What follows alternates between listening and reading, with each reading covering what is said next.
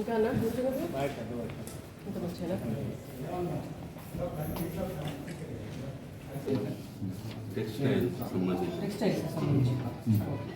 టెక్స్టైల్కి సంబంధించి మొన్న సీఎం గారికి మా ఎంపీ గారు బండి సంజయ్ కుమార్ గారు ఆల్రెడీ లేఖ రాస్తున్నారు.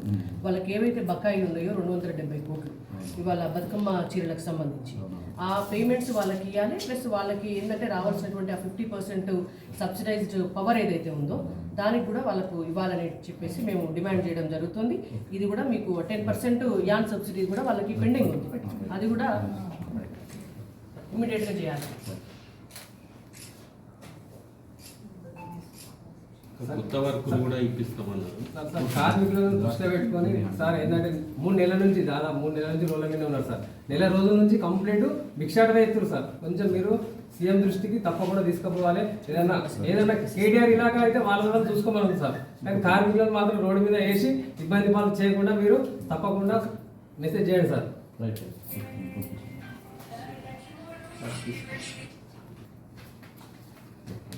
థ్యాంక్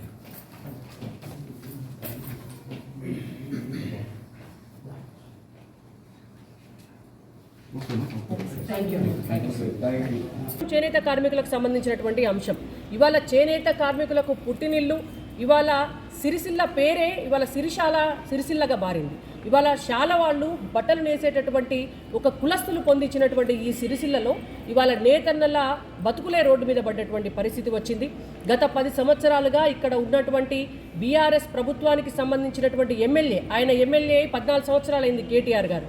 ఈ 14 సంవత్సరాల్లో కూడా వారి ప్రభుత్వం వచ్చిన తర్వాత టెంపరీగా బతుకమ్మ చీరలు అనేటువంటి ఒక పేరు ఒక పథకాన్ని తీసుకొచ్చి మసిబూసి మారేడుకాయ చేసి ఇవాళ నేతి బీరకాయల నేతి ఎట్లయితే ఉండదో నేతన్నల జీవితాలకు కూడా భద్రత లేకుండా చేసి వాళ్లను కేవలము బతుకమ్మ చీరల ప్రాజెక్టు పేరుతోటి టెంపరీ జీవితానికి వాళ్ళకు పైసలు వచ్చి ఒక 3 నెలలు 4 నెలలు పైసలు వచ్చే విధంగా చేసిందే తప్ప ఎక్కడ కూడా ఒక పర్మనెంట్ సొల్యూషన్ తీసుకురాలి.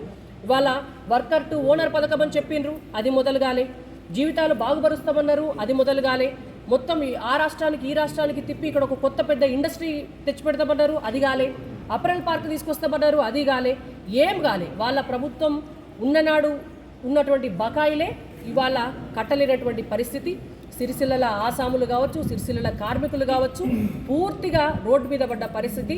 గత 10 ఏళ్ల పాలన ఎంత డొల్లా అనేటువంటిది బయటపడ్డ పరిస్థితి. ఇక వాళ్ళదే అట్లా ఉన్నది అని అంటే పెనం మీదకి వెళ్ళి పొయ్యిల పడ్డట్టు కాంగ్రెస్ పార్టీ ప్రభుత్వం వచ్చిన తర్వాత ఆయంత బతుకు తెరువు కూడా లేకుండా పూర్తిగా నాశనం చేసింది కాంగ్రెస్ పార్టీ వాళ్ళు.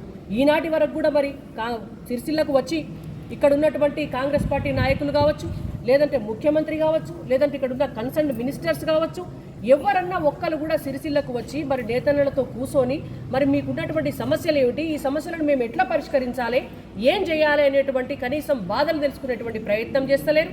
ప్రభుత్వం నుంచి ఒక హామీ ఇస్తలేరు. కాబట్టి మేము డిమాండ్ చేస్తున్నాం, ఇవాళ కేంద్ర ప్రభుత్వం నుంచి ఏదైతే ఇక్కడ ఉన్నటువంటి వాళ్లకు ఆర్వీఎం పథకం కింద ఇప్పటికీ కొంత పని కల్పించేటటువంటి విధంగా సహాయం చేస్తుందో కేంద్ర ప్రభుత్వం, డెఫినెట్గా భవిష్యత్తులో మరిన్ని ఆర్డర్లు అది రైల్వే డిపార్ట్మెంట్ నుంచి కావచ్చు, హాస్పిటల్స్కి సంబంధించింది కావచ్చు, స్కూల్ యూనిఫామ్స్కి సంబంధించింది కావచ్చు, బెడ్షీట్ల తయారీ కావచ్చు, వాటికి సంబంధించి ఖచ్చితంగా మనకు ఎంపీ గారు ఉన్నారు ఇక్కడ భారతీయ జనతా పార్టీకి సంబంధించి. ఎంపీ గారితో ఖచ్చితంగా రిప్రజెంటేషన్ ఇచ్చి మరిన్ని ఆర్డర్లు సిరిసిల్లకు తెచ్చి నేతన్నలకు ఉపాధి కల్పించే దిశగా భారతీయ జనతా పార్టీగా మేము ఖచ్చితంగా ఒక అడుగు ముందుకేసి నేతన్నలకు తోడుగా ఉంటాం. కాంగ్రెస్ పార్టీని కూడా డిమాండ్ చేస్తున్నాం, ఖచ్చితంగా ఒక శాశ్వతమైనటువంటి ఒక పథకాన్ని తీసుకురండి. నేతన్నలను మీరు ఆదుకోకపోతే మీ ఎంటబడైనా సరే సిరిసిల్ల నేతన్న కార్మికుల వెంట మేము నిలిచి పోరాటం చేస్తామని చెప్పి డిమాండ్ చేస్తున్నాం. అందుకోసమే ఇవాళ ఈ 2 అంశాలకు సంబంధించి కలెక్టర్ గారి ద్వారా ప్రభుత్వానికి ఒక నివేదిక ఇవ్వడం కోసమే ఇక్కడికి వచ్చినాము. వారికి రిప్రజెంటేషన్ కూడా ఇవ్వడం జరిగింది.